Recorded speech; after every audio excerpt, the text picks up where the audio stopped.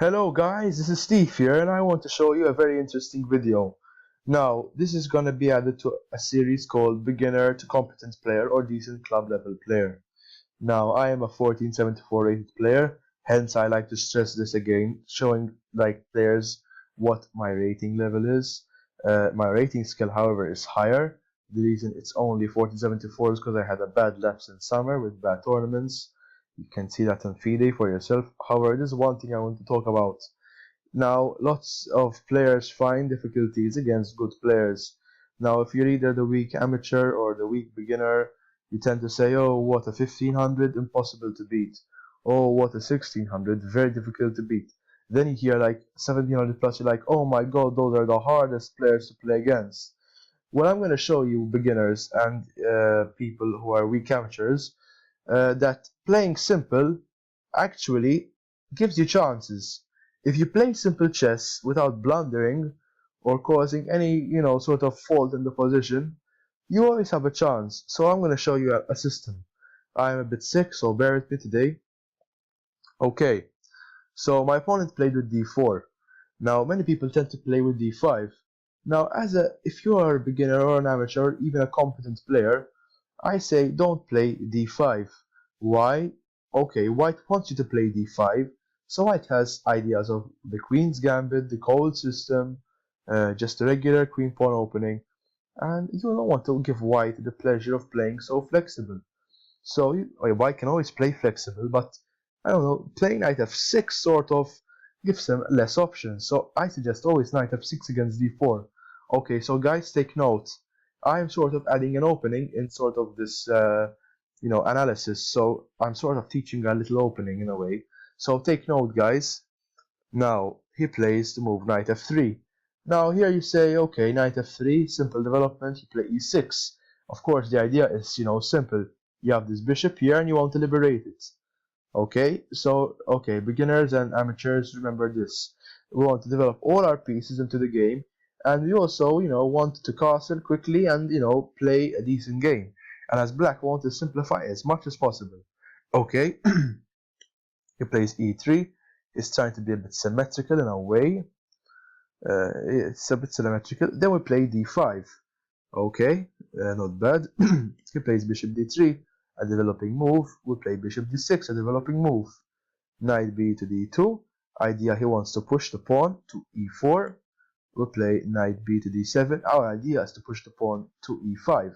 Now here I felt, okay, so let's see what he does. Is he gonna push? Because if he pushes, pawn takes, knight takes, and I just castle, and I think I'm fine. Here he played a very odd move of b3. What I didn't find very good about this move is that he gives me the option to play e5. So I start to ask questions when it should be white asking me questions. So guys, always remember, it always should be as white, beginners and amateurs. I am not a good player, so I don't like to categorize you like as different players. But I consider myself a competent player, and I consider amateurs those who are basically, just started the game and feel they are 1000 rated or 1200 and below, even 1250 and below. And I consider, beginners players who just started the game and are below the sub rating of 1100 and so on.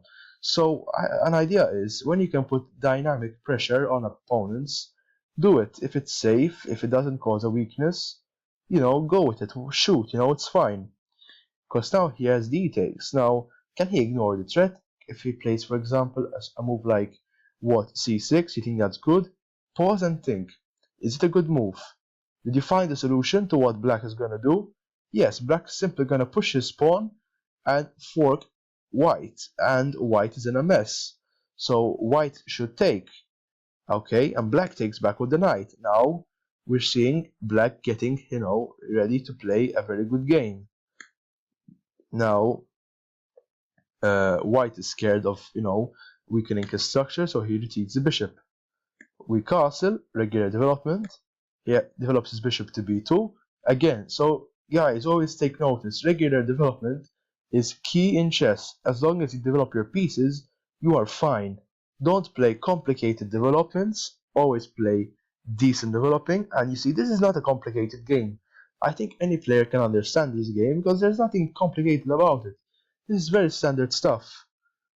Queen e7 here to support, this knight. He castles and we just pin, this is all developing moves. He plays queen to c1, yet he has his, bishop under threat if his knight moves away. We do knight takes. Now the idea was pretty simple. The idea is, so we have the, we could trade off bishop, I could trade off my dark squared bishop eventually. In fact, that's what you do after knight takes and knight takes.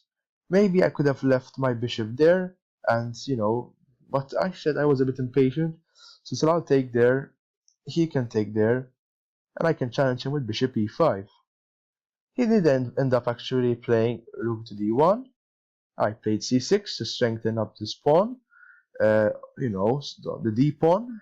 I thought it would have been a good idea, and it was the best move in this position. I checked with the engine before. He plays rook to b1, and I play rook f to e8. Maybe it would have been better if I played rook a to e8, since the rook is not doing too much there. He took, I took back.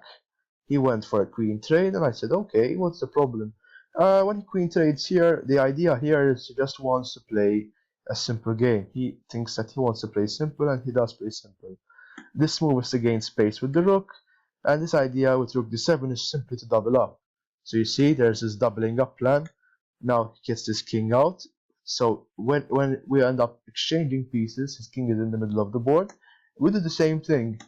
Now he does this exchange, so pawn takes, rook takes, rook takes, rook takes, knight takes, rook, bishop takes pawn. And we play this move. Now this both defends the pawn, and this also, besides defends the pawn, it attacks the bishop, then the bishop retreats. Now our ideas in endgames usually get the king in the middle of the board. Now maybe we could have simply gone straight away. Maybe this was not the most decisive move. Maybe we could have gone maybe d5 instead of d6. Well, we couldn't have gone d5 because of the bishop. So we could have maybe even gone, e5 probably would have been a good idea. Okay. Anyways, we played here. We played a4 and we played a6. We should have gone a5 immediately. We allowed him a5, which might have not been good. So here I went king c5, trying to go for a very silly move. The idea was to play b6. Hopefully pawn takes, king takes, and that's how it is. Which would have been already bad, since if that would have happened, I would have simply weakened my pawns. And thank God he sort of dissuaded me from this with b4 check. Because if he hadn't played a move like b4 check, I would have gone for something very stupid. And I said, okay, so guys, pay attention. You have to simplify, always simplify.